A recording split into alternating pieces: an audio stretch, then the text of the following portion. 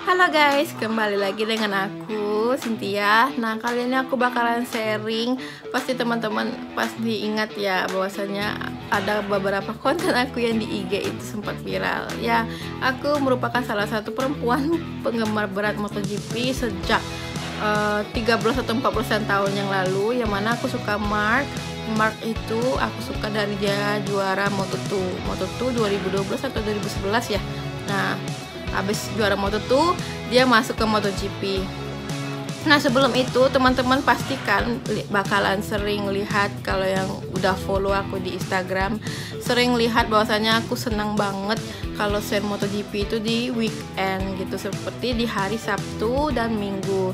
Dan biasanya di MotoGP itu ada free practice sebelum race weekend gitu, race day gitu kan. Race day-nya itu hari Minggu. Nah, sebelum itu di MotoGP itu biasanya teman-teman, mereka itu semua rider dari beberapa negara itu bakalan datang di sirkuitnya itu pada hari Kamis. Hari Kamis itu udah wajib banget di sirkuit, jangan sampai telat gitu kan. Kenapa? Karena hari Kamis itu semua rider dimintai keterangan mengenai bagaimana kondisi minggu ini, bagaimana kondisi motor, teknikal, dan lain-lainnya. Dan juga di hari Kamis itu di MotoGP biasanya terkenal dengan hari Conference Day. Jadi beberapa pembalap rider papan atas seperti top 4 lah, biasanya top 4 atau top 5 itu bakalan ikutan race day. Dan rider lainnya biasanya ditanyain per individu, bahkan hostnya itu datangin ke padok-padok masing-masing rider. Nah, sebelum race day mereka melewati conference day itu hari Kamis. Dan di hari Jumatnya pasti teman-teman banyak lihat beberapa rider itu ada yang balapan. Itu bukan balapan ya guys, itu istilahnya tuh free practice, latihan bebas. Itu di hari Jumat. Biasanya free practice itu untuk menguji limit mereka sebelum mereka bertarung. Biasanya di hari Sabtu itu ada sprint day, dan Minggu itu race day.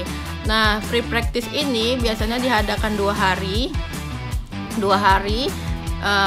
yaitu hari Jumat. Biasanya hari Jumat itu ada free practice day 1, ada yang praktisnya itu biasanya mereka mengukur limitnya di sana. Dan biasanya di praktis itu mereka bisa menjadi indikator untuk kualifikasi atau qualifying di hari Sabtu, yang mana kualifikasi ini menetapkan beberapa posisi rider dari yang tercepat sampai yang terendah gitu kan limitnya untuk mengikuti sesi kualifikasi.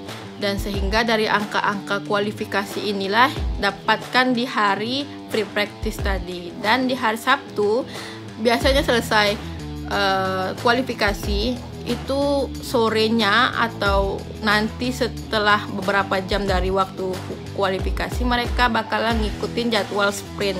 Ini baru-baru ini sih sprint itu, kurang lebih 5 tahunan belakangan ya, karena tahun sebelumnya itu nggak ada sprint. Tahun 2019an ke bawah itu nggak ada sprint, adanya race day. Jadi dengan adanya sprint day ini membuat poin-poinnya itu lebih membludak gitu nggak sih?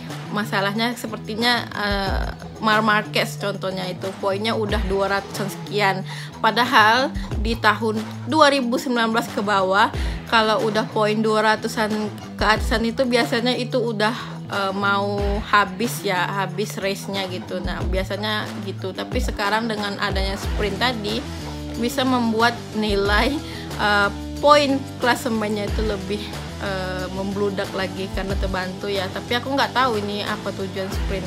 Dan sprint ini teman-teman, untuk sprint ini nilai poinnya itu setengah dari nilai poin dari race day, karena sprint ini biasanya itu mengambil datanya tuh secara setengah. Misalnya di race day itu ada lapnya 25 lap, berarti di sprint itu teman-teman rider itu bakal nyelesain 12 atau 13 lap dalam satu race. Nah, dan juga poinnya, biasanya kalau poin di race day itu ada 25 poin, yang untuk yang menang, yang winner, yang podium 2 itu ada 20, yang podium 3 17 atau 15 ya. Nah itu untuk poin di race day. Sedangkan di sprint itu dari poinnya itu bagi 2 dari race day tadi, misalnya 25 poin race day, berarti di sprint poinnya 12 atau 13 poin gitu. Dan apa ya teman-teman ya, untuk MotoGP sendiri sebenarnya untuk saat ini tuh masih unik dibahas. Karena kenapa? Karena banyak sekali comeback lagi, apalagi comeback Marc Marquez, belum lagi banyak pendatang baru seperti Oi Ogura yang udah juara Moto2 naik kelas, terus juga ada Toprak yang bakalan naik juga ke MotoGP, dan masih banyak lagi, dan bahkan ada lagi musuh padepokan yang selalu bikin kita apa ya, sebenarnya bukan musuh sih, tetapi bikin kayak rame gitu. Nah nggak lucu dan nggak asik sih kalau MotoGP nggak ada yang hatersnya gitu kan.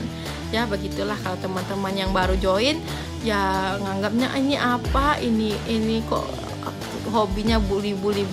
Dan bagi kita yang udah fans lama ini, oh ini ternyata kaum mbah podcast ini dan lainnya. Dan di sini aku nggak apa ya, maksudnya nggak terlalu serius banget nanggapin itu, karena aku fokusnya di rider yang aku aja. Dan kebetulan aku nambah koleksi, aku juga suka sama Fabio, Marquez Brother itu Alex juga suka juga. Cuman Fabio di sini ini sih menurutku ya dia masih bermasalah di pengembangan Yamaha itu ya, karena kalau record dari dia sendiri, dari skill Fabio sendiri, menurutku dia itu udah bagus, udah beberapa kali pole position gitu kan. Tetapi nggak tahu kenapa di pertengahan race atau menjelang race selesai dia itu selalu kehabisan bahan bakar. Nah itu aku kasihan banget dan merasa ikut sedih ketika race di MotoGP Prancis atau di MotoGP mana ya kemarin itu, sampai dia udah kayak excited banget gitu kan. Respect banget sama Fabio mengenai insiden yang terjadi di Prancis yang motor bahan bakarnya itu habis. Nah, aku mau bahas itu aja dulu ya guys untuk MotoGP. Nanti kalau ada pembahasan yang lainnya aku bakalan record kembali ya. Karena jujur aku masih, walaupun aku penggemar lama, tapi aku baru speak up-nya baru-baru ini. Karena aku alhamdulillah banyak dapat support dari teman-teman bahwasanya aku bisa speak up nih tentang MotoGP. Kan biasanya kan cewek tuh banyak kayak, alah kamu cewek taunya yang ganteng doang, taunya yang good looking, yang ini. Padahal enggak sama sekali. Aku justru malah menikmati setiap rider-rider yang bawa motor itu. Dan juga selain itu aku melihat ini sih, record limitnya kan ada di balapan itu kan, di papan tepi-tepinya itu ada misalnya Mark berapa, Alex berapa, Fabio berapa gitu kan. Dan itu aku juga masih belajar juga sih.